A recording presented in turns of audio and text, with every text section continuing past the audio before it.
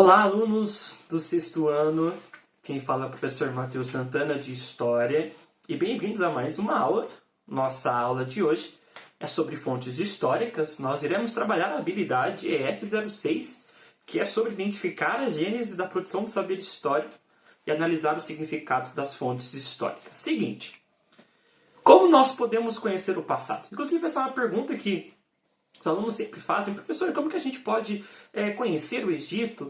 Quais são as informações? Como que a gente pode saber sobre civilizações tão antigas? Seguinte, para te conhecer, além de perguntar sobre você, eu preciso pedir o seu RG ou a sua certidão de nascimento, que são documentos que falam sobre você.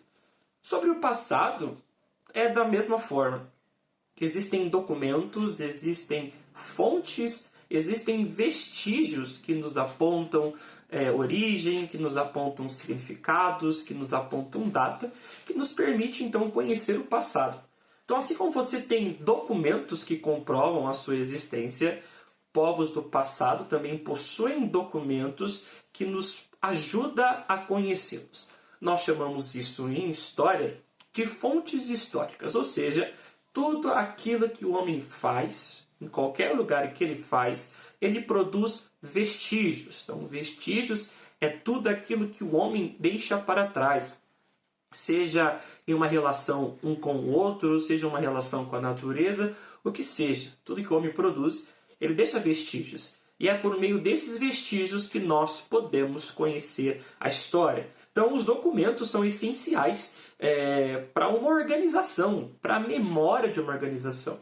Então, é por meio desses documentos que nós conseguimos estudar a história. Agora, de quem são esses vestígios? Nós temos duas imagens aqui e eu te pergunto, você consegue identificar qual sociedade é por meio desses vestígios?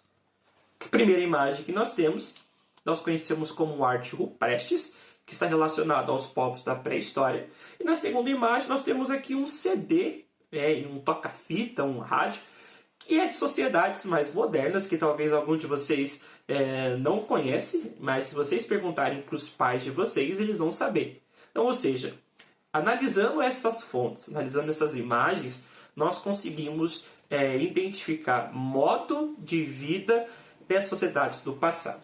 Agora, as fontes históricas, elas são diversas, elas são variáveis. Nós temos fontes escritas, que podem ser documentos, cartas, livros, jornais. Como eu comecei dizendo, o seu RG é um documento, uma fonte histórica, a sua certidão de nascimento também. Nós temos fontes orais, que são tradições, lendas, histórias que são contadas de geração a geração.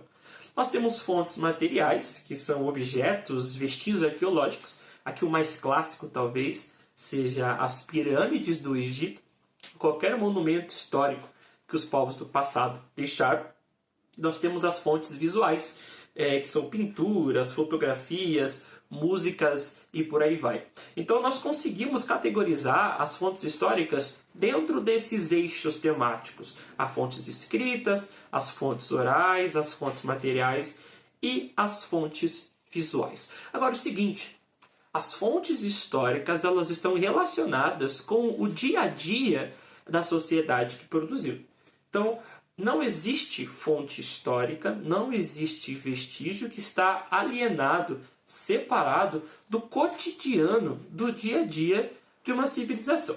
Por exemplo, vamos observar essa imagem, que é um tablete de argila dos povos sumérios, tá? Que viveram bem lá na antiguidade, logo após aí a pré-história. Inclusive, nós devemos muito aos sumérios a criação da escrita. Então é o seguinte, nós temos um tablete, e esses tabletes, geralmente, eles eram usados para fazerem anotações sobre o comércio.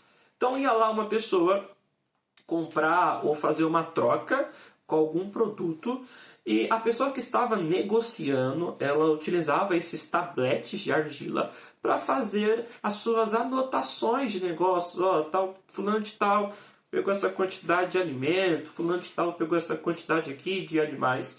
Então esses tabletes, geralmente feitos de argilas, depois esquentados no fogo, eram feitas para deixar esses registros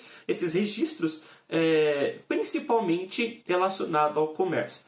com o passar do tempo, e principalmente no contexto religioso, as religiões do Antigo Oriente Próximo começam a utilizar esses tabletes e outras formas para registrar os seus textos sagrados. Então, finalizando, as fontes históricas elas são importantes porque elas nos apontam para os modos de vida que uma sociedade do passado viveu. Então, por meio desses vestígios, por meio dessas fontes históricas, nós podemos conhecer as origens, os gostos, nós podemos conhecer os grandes feitos desses homens e mulheres do passado que tiveram relacionamentos entre si e com a natureza e que, de certa forma, moldaram o lugar onde eles estavam inseridos.